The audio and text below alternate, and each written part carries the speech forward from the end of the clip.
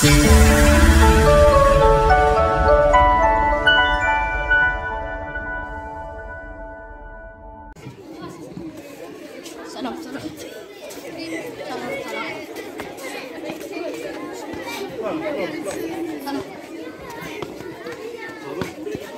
الله الرحمن الرحيم، والصلاة والسلام على أكرم المرسلين سيدنا محمد صلى الله عليه وسلم.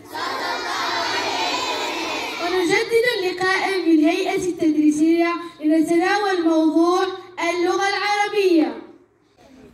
زملائي زميلاتي، إن لغتنا العربية هي اللغة القومية السائدة في بلادنا العربية، وهي التي تعبر عن حضارتنا وأمجادنا وتاريخنا في الماضي والحاضر والمستقبل.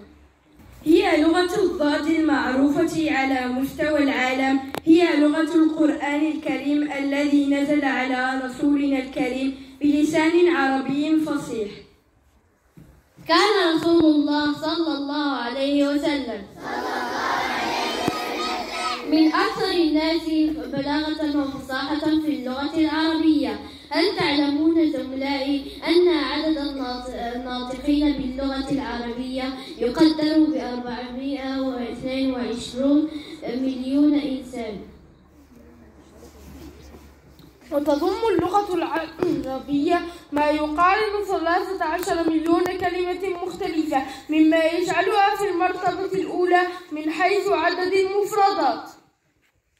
إذن فلنعقد الاتفاق على الاهتمام أكثر بلغتنا والتميز فيها. نشكركم نحن تلاميذ المستوى السادس باء على حسن إصغائكم.